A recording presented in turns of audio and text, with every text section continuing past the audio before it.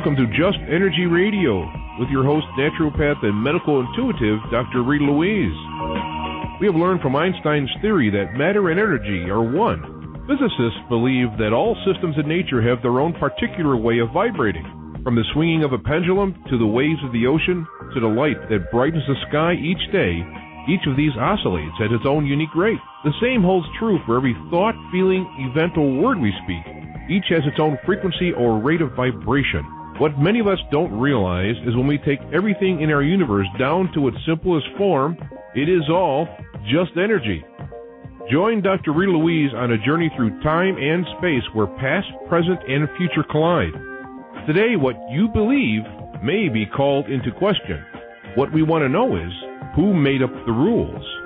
Be brave and step outside the box. We are about to turn our world upside down and venture into the unknown. Hold on. We are departing our own beliefs and entering alternative realms. Enjoy the possibilities.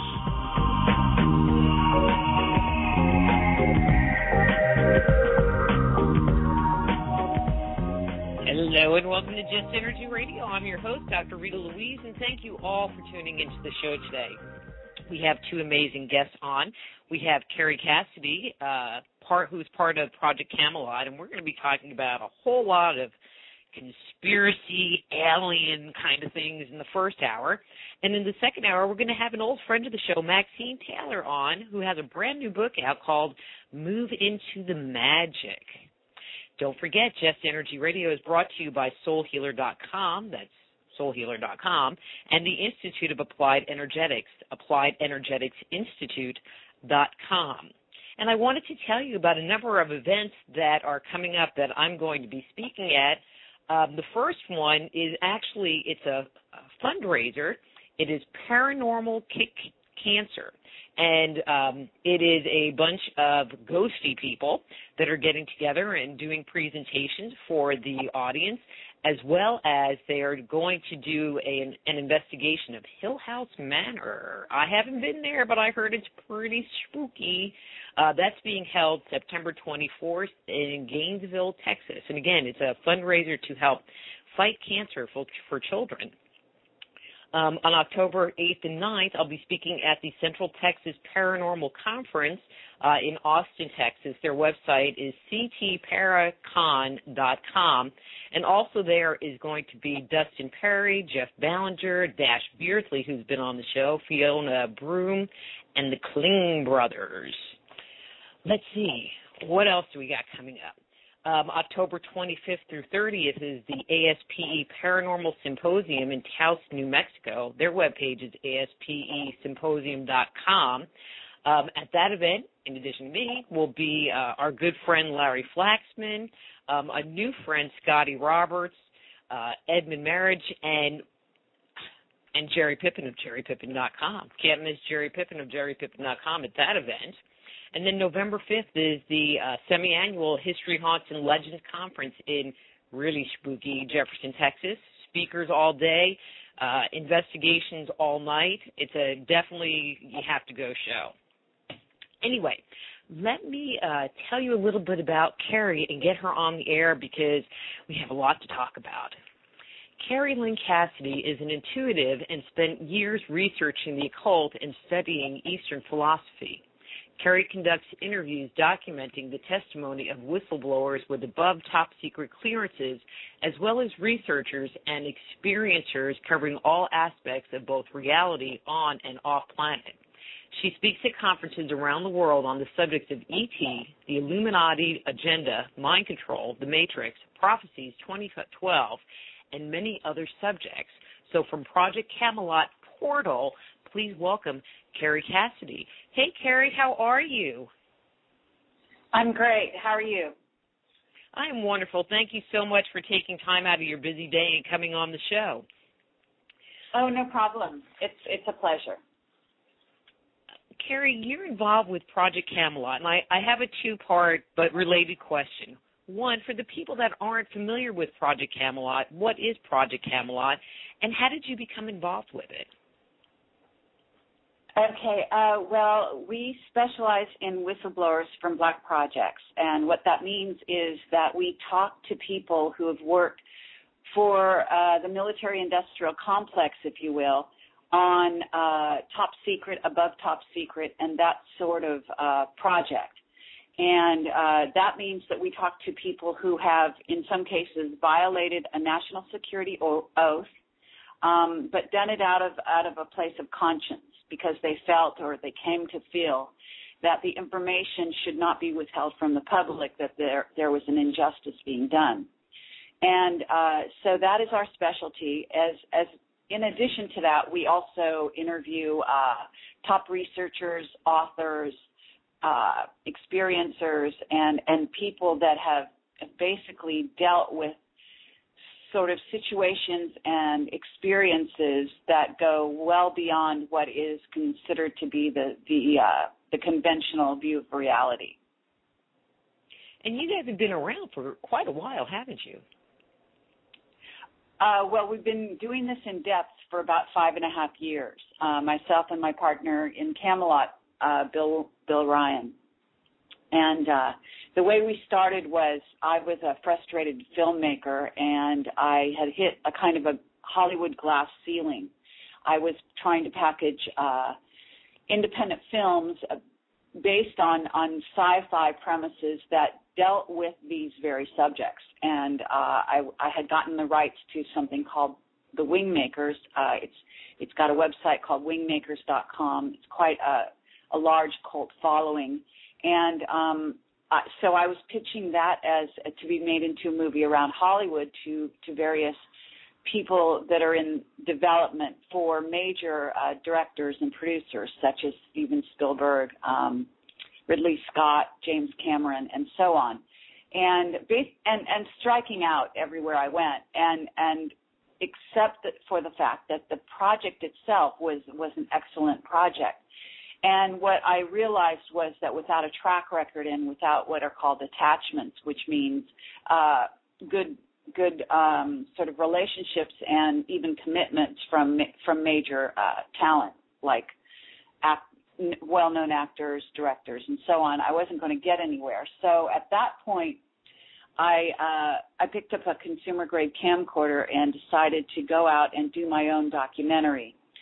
Because I had investigated and gone pretty far down the rabbit hole, and I had written also my own independent screenplays about this subject, in other words, about conspiracies, about what's going on in black projects with our government, underground bases, ETs, the secret space program, and so on. I decided to go to UFO conferences, actually sort of as a lark, and just interview the speakers, ask them if they'd seen a UFO, and have a conversation with them. And I would shoot it. I went to film school, so I would shoot it documentary, what I call a guerrilla filmmaking style. And I had incredible luck and had a great rapport with the people that I interviewed. And there is a short that is available on the Project Camelot website that shows the results of that what ended up to be a short documentary, because I met Bill Ryan and we hit it off. He was representing the Serpo.org project, and what happened was we decided to join forces and create Project Camelot after a trip to Tintagel in England, which is one of the former homes of King Arthur. So we were both inspired by the idea of the Round Table, which is a non-hierarchical utopian view of the future. And we decided to, therefore, name our project Camelot and also put the word project in front of it, because top secret black projects often use the word project. In other words, Project Monarch, Project Blue Book, and so on. So that's kind of how we started. Great. You know, I just want to thank you for the work that you're doing and getting information out there to people so that they can maybe open their eyes or get a different perspective than what you get on TV or in the movies or, you know, from the media in general. You talked a little bit about the moon mission and stuff, and that Apollo 18 movie just came out last week. And one of the people that we had on the show, who I know you know because I watched your interview with him, was John Lear. And he suggested that we had never been to the moon. And based on what you have learned through the years, do you think we've been to the moon? Well, yes, I do, actually. I believe, in fact, I said we have a base up there. Let me say this. Our understanding, and based on one of our whistleblower testimonies, which is Henry Deacon, who told us that, yes, we went to the moon, but that we had, quote-unquote, help. And that, what he meant by that was help from an off-world or, ET, group of people. So there is also, if you look at the information from Clark McClelland, who worked closely with the Apollo missions, only he was on the ground, he has footage, actually, of our astronauts in the space station, I believe it is, that he actually saw them conversing and it appears to be being directed by a very, very tall being who is instructing two astronauts. That's a famous photo that he has on his, I believe it's on his website, and it also went out in the newspaper at some point. But he is a whistleblower who has had a great deal of trouble getting his story out, but he knows a great deal about the secret space program. And yes, to answer your question, I do believe we've been to the moon. In fact, I think we're still there. We're also on Mars, for that matter. Yeah, because there has been some controversy about the bases that, I've heard about, and I believe definitely that there were bases on Mars, but it sounds like you're saying that there are actually active bases on both the moon and Mars, and these aren't something from a far distant era in our past. That's correct. Now, let's say something about this movie that just came out, Apollo 18, and I meant to write something on my blog, but so much has been going on, I just actually haven't had a chance. What I would say about that is that piece of filmmaking is, whereas it's well done and the actors do a good job, I have to say that it's sort of supreme disinfo, and it is not pretending to be fact. But what it does is, in essence, sort of warn people away from even thinking about going to the moon, trying to make it quite unappealing and as a sort of horror story. And this is unfortunate because it's part of a disinfo campaign to keep people's attention away from focusing on the moon, where there are things that are quite diabolical going on. And for that, you can also look into the work that David Icke has done in regard to the moon and the mind control that comes from there. I have remote viewed the moon, and there's also some very interesting remote viewing that Ingo Swann did years ago. And Ingo Swann is considered one of the premier remote viewers and possibly best psychics ever on the planet, for that matter, but certainly someone who's worked with not only the military, the secret government and so on, but SRI and so on creating the protocols for what a lot of people are using as remote viewing at this time. So I have seen through, I did take a short class in remote viewing, and as an intuitive was able to sort of, parlay that into being able to use it very easily, very quickly as a technique. And I did see certain kinds of beings that are on the moon and these structures that they create using their mind and sound technology. And this is something I wrote into a screenplay before I ever met and interviewed Richard C. Hoagland, who talked about the glass-like structures on the moon and went into extensive sort of photographic documentation of those. So it was fascinating to me, obviously, to have remote viewed something that I then found out, a scientist and a respected author was talking about in public. So what you saw actually correlated to what Richard Hoagland found? Yes, those glass-like structures, like I say, are. I actually saw groups of these beings. They wear. There are more than one type of being on the moon. There are these very tall, thin individuals that wear sort of monk cloaks, hooded monk cloaks. I believe that they have very thin features and sort of long, spindly hair, and they are quite tall. There are also grays being utilized on the moon, and, of course, there are humans. Any thought on who's, I'm going to say, in charge? Let me phrase that differently. All right, I'm shutting up. Go ahead. No. It's just that that's a very complex question. It gets to the root of exactly what's going on here on the planet. And so you have to look at not just who's in charge on the moon, but who's in charge in general.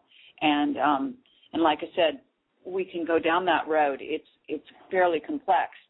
But the bottom line of the information that I've gotten, and some of this is actually rather recent, is that the Earth is being, at least from the dark side, and it's important to understand that there are beings both on the light side and the dark side that are in essence in war, not only here and over the planet and the rulership of planet Earth, but in the solar system and the multiverses, so to speak. So this ongoing war between light and dark is, it's well documented, I guess, in biblical type of information, but it is a truth in terms of the spiritual and what's going on here. So what we get are, it seems, Anunnaki who are from a more negative path, who have bases on Mars and have also gone fully into the fourth dimension and are orchestrating events here on Earth from the fourth dimension. This is what I'm told. And that there are portals into the fourth dimension. Now, we are moving, the Earth is moving into the fourth dimension anyway. So in many ways, this information is, let's say, slightly dated. But nonetheless, the idea can be visualized, if you will, that if we were a more or less a 3D or mid-3D planet moving into 4D, and we are being managed by a race of beings that occupy 4D, then you wouldn't be able to see or access their bases, their places of residence, et cetera, unless you were able to go into 4D, and you would need to go through a portal of sorts to get there. Now, as we move into 4D, that becomes less and less necessary, and more things are being discovered and will come to the surface as a result of moving into this different dimension. And the face on Mars, et cetera, are all part of this scenario. But what I was told is that there is a portal on Mars through which these beings are going, and that our military is also utilizing these portals at this time. And there are portals here on Earth as well. I have made the comment, and, speaking intuitive to intuitive, I have made this comment and had people look at me very negatively, that how do we know that the inner guidance that we receive, from that very metaphysical perspective, you need to listen to your inner guidance and follow, the information that God is giving to you, because it makes your life move better. And my comment has been, well, perhaps the inner guidance we're getting is actually communication from some off-world being who's trying to control and manipulate our life. Any thoughts to that thought? Well, sure. I mean, that's a complete possibility in my view. And I think that a lot of channelers who think they're getting so-called higher knowledge, a lot of times are getting programming from different groups and different programming sort of loops that have been put in place around the planet.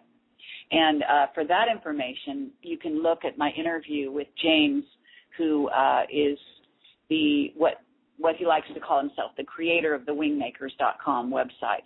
I had an extensive interview that we did a ways back, and dialogue with him. And during that time, he talked about channeled information and how one might view it. Now, that doesn't mean that it's all inaccurate, and it doesn't also mean that you can't, in essence, channel your higher self or positive information from positively oriented beings. The trouble is that there's going to be a tremendous amount of interference there. And so I think that anyone who is tapping into channeled information and or their higher self and or just through meditation thinks they're getting downloads and so on and so forth needs to be extremely discerning as to what they're getting, what it really means, how it's coming at them, whether or not it cross-correlates with other information and with just pure logic, for example, which doesn't always hold because obviously if you're on the earth and what passes as logic in conventional reality is often considered illogic, if you will, from the perspective of off-worlders. So we have a complex soup going on of information, but it's all part of the challenge and to make us, help make us more expanded beings, to give us learning experiences, et cetera, is learning how to discern truth from falsity is one of the primary challenges of being incarnated at this time. Love the answer. Thank you. I'm going to switch gears here. With the anniversary of 9/11, which is all over everywhere this week, on Sunday, what do you think happened? I mean, other than the planes crashed into that. I want to hear what, I want to hear the inside dirt. How's that? Well, okay. Let me say this before this is going into a whole line of thought, but this I fear would be a good, easy place to start. Okay. Okay. Well, yeah, easy is relative, I guess. But the thing about 9/11, let me say, because Project Camelot, you must understand that what we do is we paint the big picture. So we don't necessarily drill down into individual incidents that happen around the globe in too much depth. We do go into it, and we do have some whistleblower testimony regarding 9/11, which is, on our website, and some of it is quite fascinating. And we have, I forget her last name, but Elizabeth is one of our 9/11 witnesses who Bill interviewed somewhere in Switzerland, and she had worked on a top secret government project and was notified when 9/11 was happening. Now, Henry Deacon, our witness, he's one of the few people who have ever come forward and actually said that he was involved in 9/11 as part of working for a government agency. And that government agency, that information pertaining to which government agency, et cetera, and of which country's government, et cetera, has not been released at this time. And so I have to be careful in that regard. But it's testimony that's on our website under, if you go into the Camelot Library and you click on the drop-down menu on the right-hand side, and you'll find his name and then just search for his testimony. But the bottom line is that it was orchestrated, and it was orchestrated from within our government and I guess in collusion with certain other governments. And I believe that there was no plane that hit the Pentagon, for example. The evidence appears to be that there was a missile that hit the Pentagon. Certain other planes, the recorded things that were going on with the guys on airplanes, I guess it was over Pennsylvania. I forget which flight number that is, but before it went down. I mean, that apparently seems to be a false, those recordings seem to be false. The plane was shot down. There are a number of inaccuracies. I mean, in fact, there are so many inaccuracies that it just boggles the mind as to what the party line is out there. And I have, there's so many people that have drilled down into 9/11 that Project Camelot is really not other than the fact that we have occasional information on our site about that and some very good whistleblower testimony in that regard, I would say in terms of putting your ducks in the row and getting all the information as to this happened and then this happened and this happened. I mean, the bottom line is that let's see, charges were put into the building next to the towers, and it was taken down. That the towers themselves were planted with charges, and hit by what appears to be a scalar weapon. That there was gold in the bottom of I guess the Twin Towers that was taken out and moved off out of the U.S. I mean, it's such a rabbit hole that how can I say there's actually probably very little truth at all into the mainstream story. And let me just give this out. Your website is ProjectCamelotPortal.com. That's ProjectCamelotPortal.com. And I brought that up because it's also ProjectCamelot.org. So they go to the same place. So ProjectCamelot.org, which is our original URL and still holds good. Okay, good. And I brought up 9/11 because, and I'm just going to kind of throw it out starting here, but it seems like from that point in time and then moving forward, even though I think it goes back much further, there's been a lot of stuff going on, and there are a lot of people that say that it's associated with the Illuminati or the New World Order. Do you think there's a group outside our government that's actually trying to control it? Come on, I'm opening a door, Carrie. outside our United States government? I mean, because the bottom line is that what we have is the Illuminati made up and the leading families that are usually spoken about with is the Rothschilds from the European faction and the Rockefellers. There's also a huge Bush contingent that's run by Father Bush, however you want to relate to him, and that there's a huge war going on between apparently the Rothschilds and the Bush, Father Bush, and his group, and where the Rockefellers fall in that, or whether they're sort of split in that regard, I'm not sure, but it appears to be something of that nature. So to answer your question, I don't think of the United States government as anything legitimate at this time.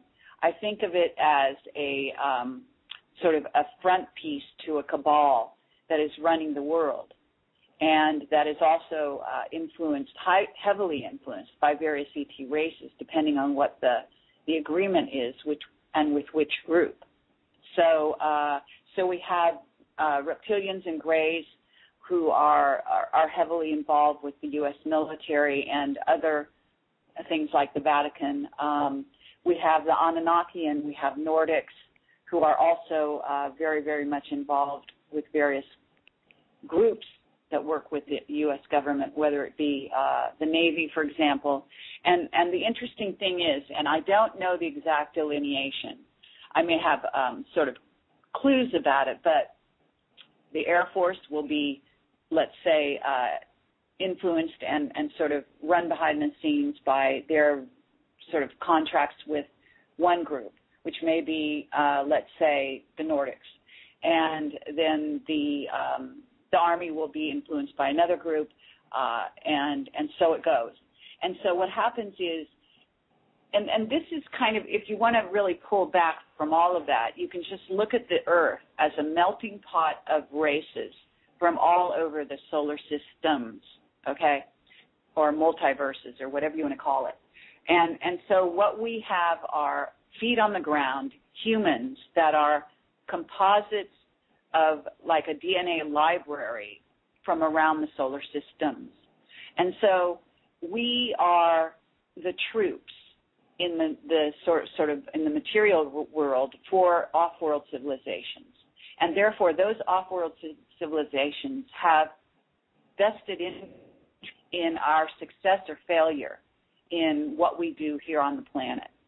And so when you ask who's running things and who's orchestrating things, it depends who you're talking to at any given time. And a lot of certain of these groups also like to think they're in charge when in fact they are not. Of course, some of them will be more honest than others with not only themselves but with whoever's happens to be asking the question.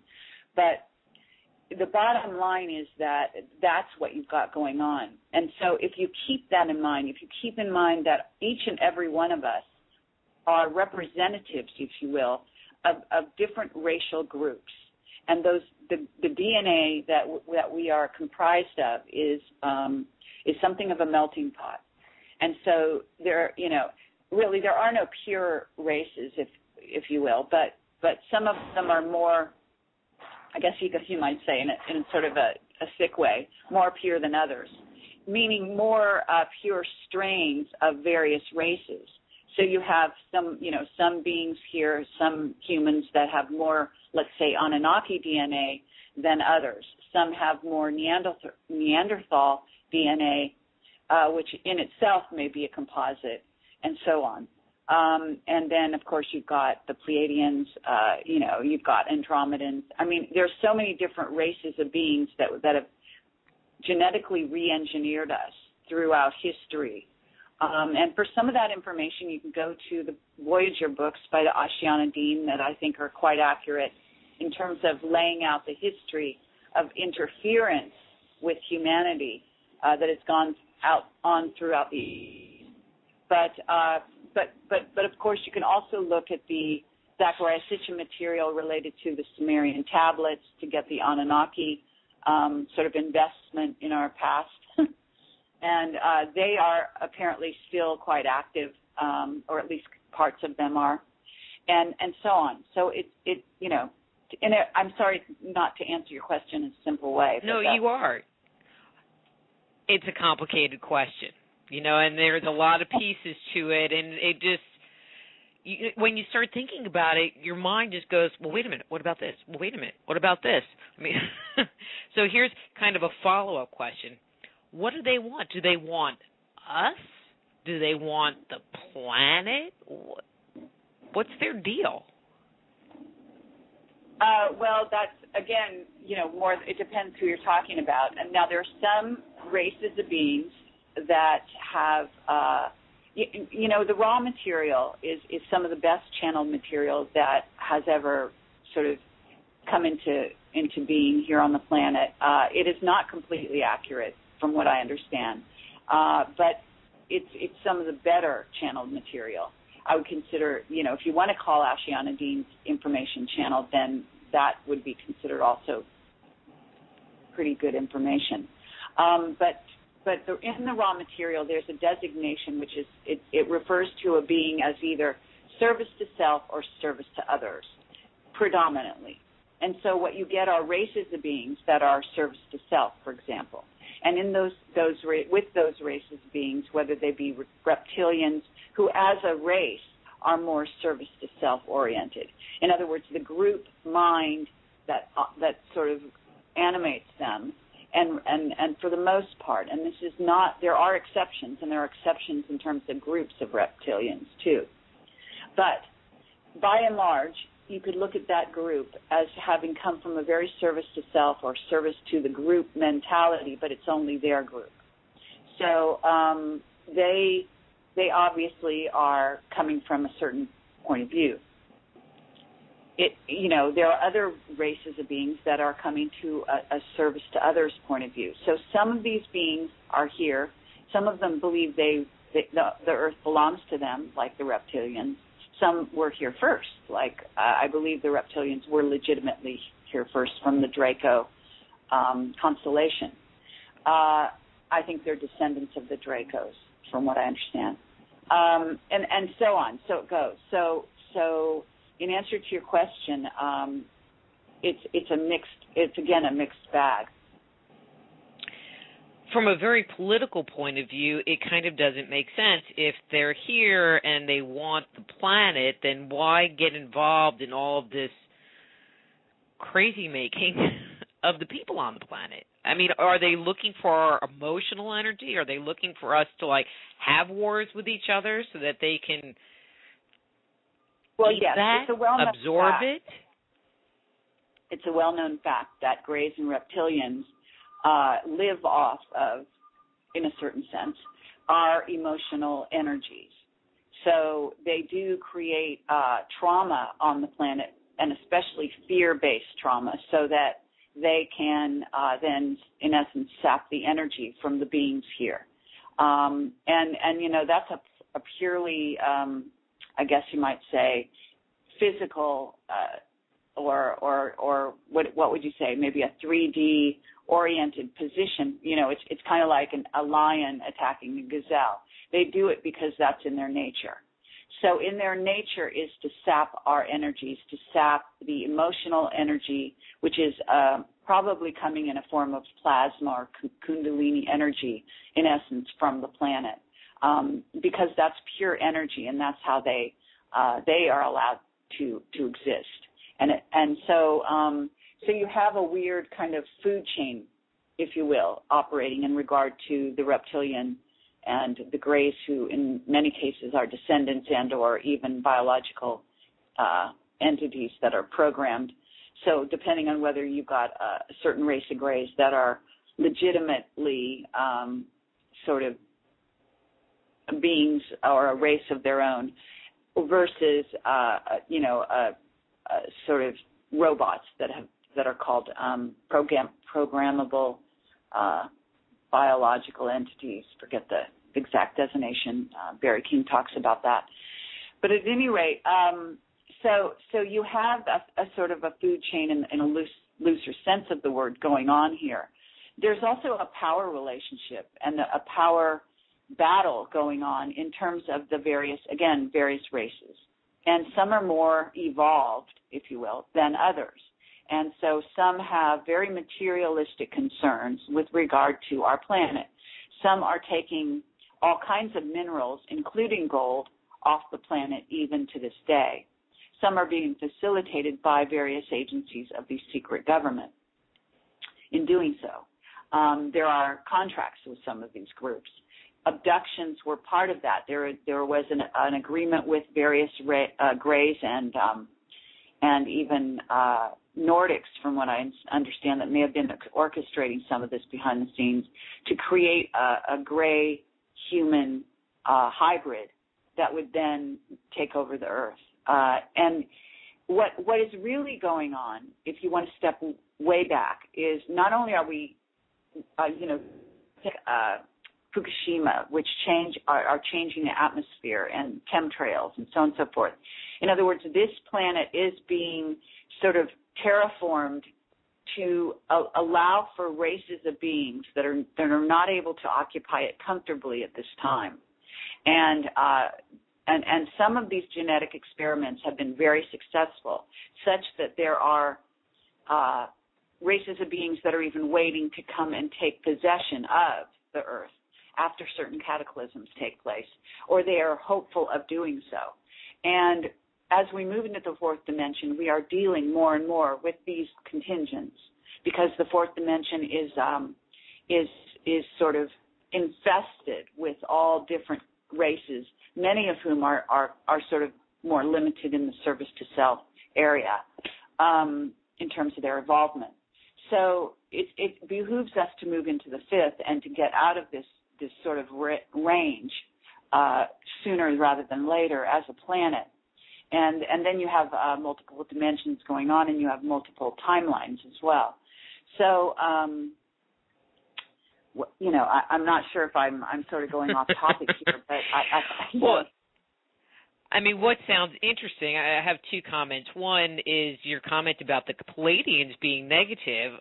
Barbara Hand Clow wrote her The Palladian Agenda, and it was interesting because that book came out, and then We Are Galactic Humans, which talked about the Sirians, and I ended up writing a whole article about those two books talking about channel material. It's like the Palladian, her book, it's like the Palladians are all nice and warm and fuzzy, and you want to have them over for dinner because they're really good people. And I think it's fascinating that you put them kind of in the negative fear-mongering, energy-sucking category. Okay, well, I think that's maybe you're misinterpreting what I'm saying. I'm actually not putting Pleiadians in the fear-mongering or negative side of the spectrum.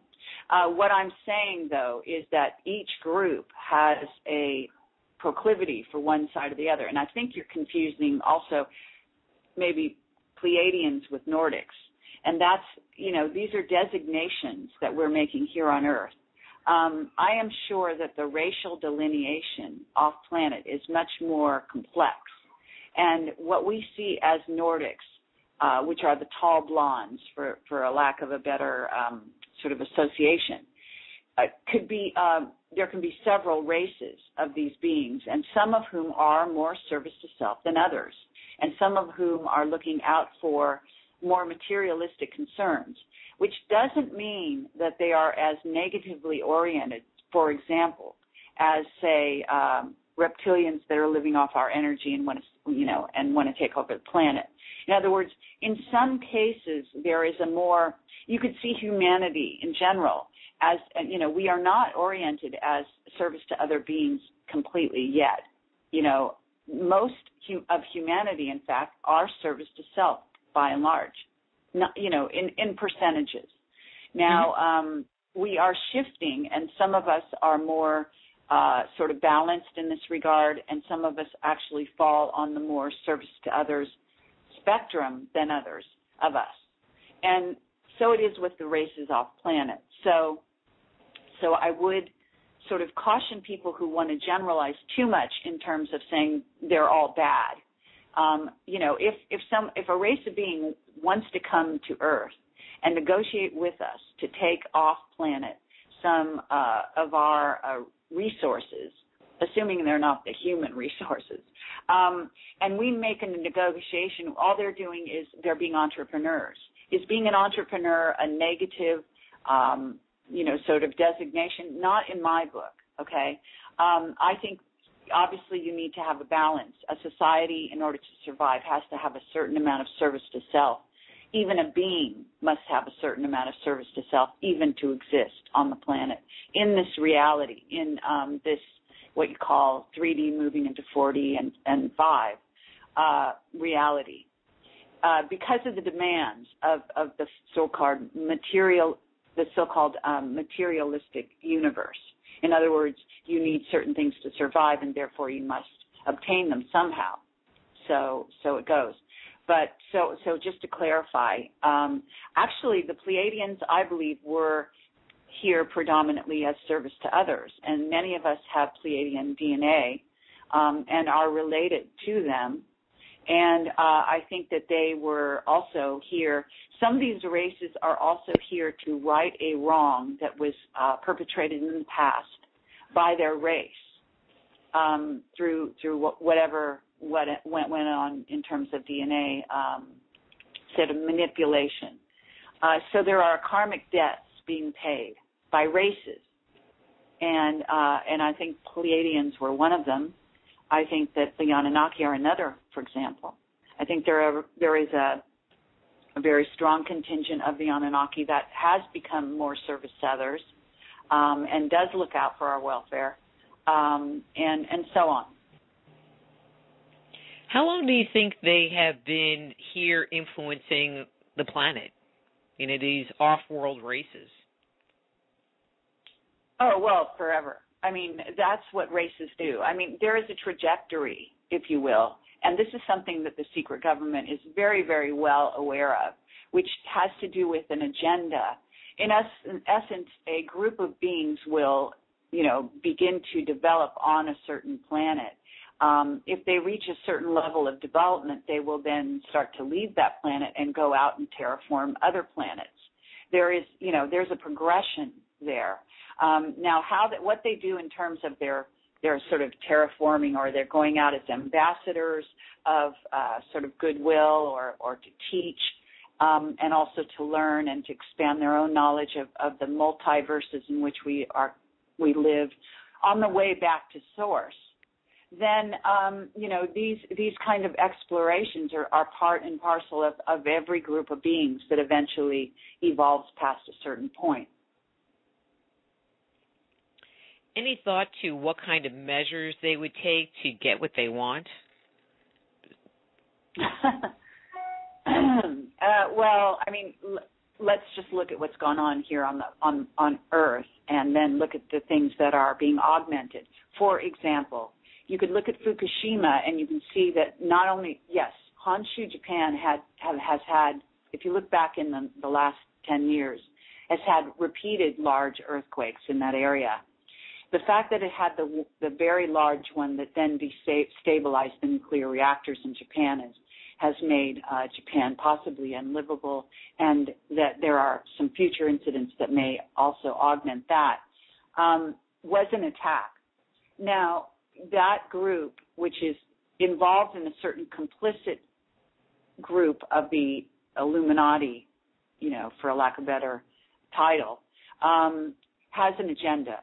The agenda involves some very nefarious plans, which have to do with eliminating, for example, 3/4 or 2/3 of the population of the planet, so that they can have Earth for themselves, so that they can eliminate what they consider to be deadwood or less evolved beings than themselves, working from a very egotistical point of view, or beings that aren't compatible with them energetically, and so on. So to say what lengths would they go to? Well, obviously, what do you call population elimination? I mean, they will kill, maim, imprison, take off planet, infiltrate, pollute, re-terraform, et cetera, as long as they can get what they want. Now, the most common way that they operate, though, and this is something that I have to credit Marshall V. and Summers with sort of making very well known, and I don't agree with all his sort of conclusions, but this is correct, in that influence is where the game is played most often. So that this is where mind control and influencing are very, very closely related, and some would say they're sort of integral to each other. So in other words, advertisers know that advertising is a form of mind control. It's a form of influencing, and it goes the gamut. But basically, these races of beings are here, and the way they deal most often is by trying to influence the troops on the ground, so to speak, to sway them over to their point of view, and to do so using manipulation, using embodying, sort of making themselves, for example, grays often parade around as tall blondes, because they know that's a very popular and sort of considered to be a positively oriented race, and so that if they talk to a being in that guise, then they can influence them, more successfully. So it's kind of like a politics of the galaxy, and as above, so below. I mean, that premise is very, very true today. Let me get some clarification, and let's use Fukushima as an example. I think it's a great example. Is what you're saying is that whatever race is communicating with the Illuminati, and then they're doing things that would create the earthquake, like HAARP or a scalar wave or something like that? Or are you saying, and it could be both, or are you saying that they did something to actually create the earthquake? My understanding is that the earthquake, like I said, because that is a very volatile area of the plates, the plate system, and the Earth is going through earth changes. These earth changes are legitimate. Some of them are being stimulated, of course, by activity from the sun, which is also being stimulated by what is probably a super wave that Paul LaViolette talks about, that is, you could either view it as coming into our solar system, or we're moving in the direction of the super wave and therefore being enveloped by it. But that's by virtue of us also going into alignment with the galactic center this certain kind of period of time we're in, the possible close proximity of what might be termed the brown dwarf and its attending planets, how close is open to a lot of, disagreement and conjecture, and other factors. But what happens is, and I think you can read or listen to our I did a Project Camelot video conference about a month or two ago on Elenin, and it was also about other bodies entering our solar system. And I had on there Andy Lloyd, who's written a book on the Dark Star, and Richard C. Hoagland, and also Keith Hunter, Carl Johan Kalaman, and I believe one other person whose name is escaping me at the moment. And basically they were talking, Keith Hunter drills down into what's going on in terms of the ley lines and these sort of opportunity horizons that open up as a result of energies that come into place using triangulation from the sun to the earth and the angles that are created. And those things are stimulating the movement of the plates here, and a lot of volcanism as well. So this is a natural occurrence, if you will, by virtue of the area of the multiverse that we're going through at this time. However, the powers that be have instrumentation that will tell them where it can be advantageous for them to augment with a scalar weapon, a nuclear device, or whatever. Now, some of the information from whistleblowers says that there was a planted nuclear device in the vicinity of this particular pressure point, if you will, or portal, where these ley lines kind of come together near Honshu, Japan, where it's kind of like when you do acupuncture on a human body. If you apply pressure in one place, it spreads out and goes in certain directions. So the powers that be had a reason, or have a reason, for wanting to augment Earth changes in a certain form of fashion.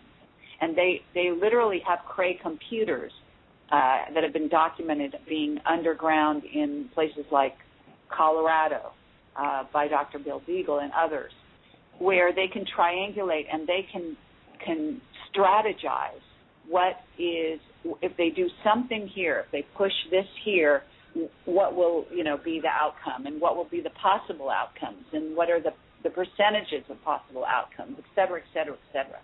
Now, this doesn't even go into the idea of the looking glass technology, which is something that we talked to Dan Virish about, that we have on several of our interviews with him discussed at length. And this technology is, depending who you talk to, according to Dan Virish and Marcin McDowell, who work with a division, at least, of what appears to be what was called Majestic 12, which is now a much larger organization.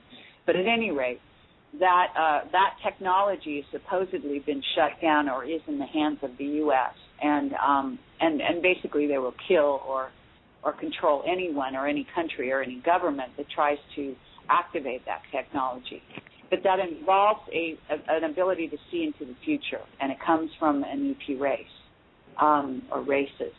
And it has been augmented by it's a device that was built here on the planet, but it was basically ET technology. And it allows them to see what possible timelines we might go on, how to shift us from one timeline to another, what would happen if you do, et cetera, et cetera. So, yes, they applied pressure, added pressure to what was already a natural earthquake that would occur in Honshu, Japan on that day and at that time. Wow. Carrie, we have 5 minutes, and I have one more topic we need to get into before we go. But it's an easier topic, I think. You have a big event coming up September 25th, 24th. at the end of the month, the Aware and Awake Expo, and I was hoping you could kind of share with the listeners a little bit about what's happening there, where it is, the real dates for it, et cetera, et cetera. Well, thank you very much. Yes, it is actually called the Awake and Aware 2011.com. It's Awake and Aware 2011. And I did an Awake and Aware conference in 2009 that was very successful, and I was asked by people to do it again. So it is happening in Irvine, California, and the reason it's in Irvine is because that's the best deal we could get at a hotel. It's held at a hotel so that the whistleblowers and the people in attendance don't have to go anywhere. They can stay there and have all-night meetings if they want. It's a great networking opportunity as well as a phenomenal list of speakers. We also have, it's the 23rd, 24th, and 25th of September. So it's less, I think it's 2 weeks away or less. And we're also going to be live streaming it globally. But at this time, you're highly encouraged to come and buy a ticket, not only to support the work of Camelot and to make this conference a success, but to basically experience this for yourself in real time, because it's very, very powerful to have the list of speakers that we have. And, you know, I'll just go down the list, and I don't know how much time I have, but you have about 3 minutes. Okay.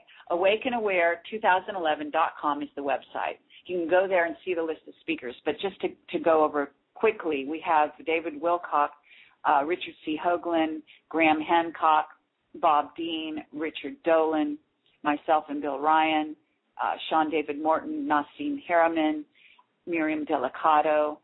She will also be bringing the Dogon with her. We have Marcia Schaefer.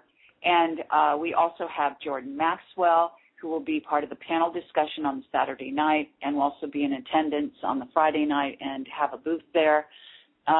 Let's see, Dr. Turi will be in attendance and have a booth there. We will have some book signings. David Wilcock has a book out, a brand new book, which is called Source Field Investigations, that has come in, opened on the New York Times bestseller list on number 18. I highly recommend the book. We have Duncan O'Finian, who is going to be addressing the crowd on the Friday night with a secret super soldier witness with him who has never come forward before. We will have George Norrie introducing the speakers on the Friday night, and we will have whistleblowers in attendance behind the scenes as well as on stage. So it's going to be a very exciting event. Again, starts on Friday night at 6:30, and it's $200 at this time for the entire weekend. That's basically 3 days that are jam-packed. Friday night goes from 6:30 to midnight. We'll have some live music at 10 to midnight, and a meet the speakers party. It's a great opportunity to actually go up to the speakers and talk to them.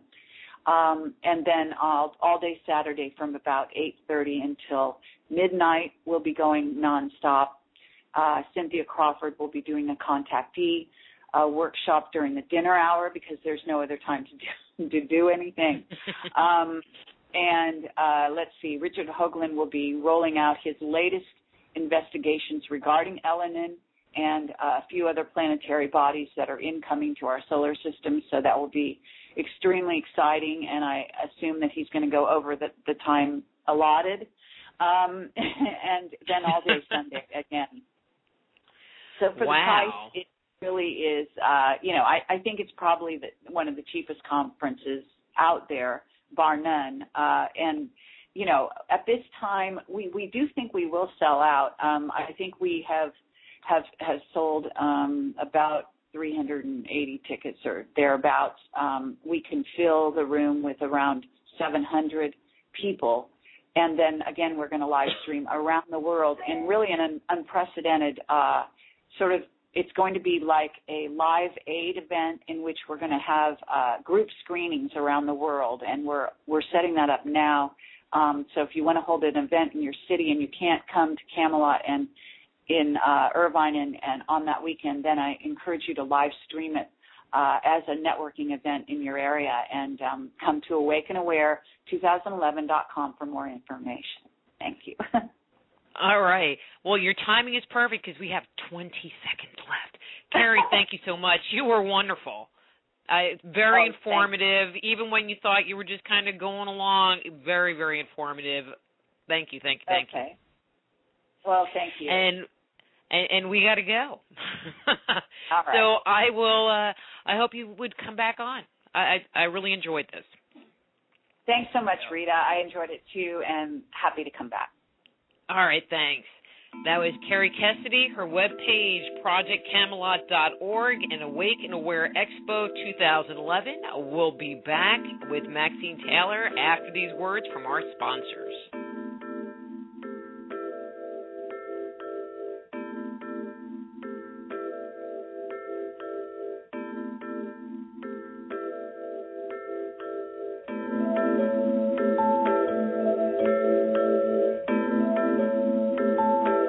Just Energy Radio with your host, Dr. Rita Louise, will return right after these messages.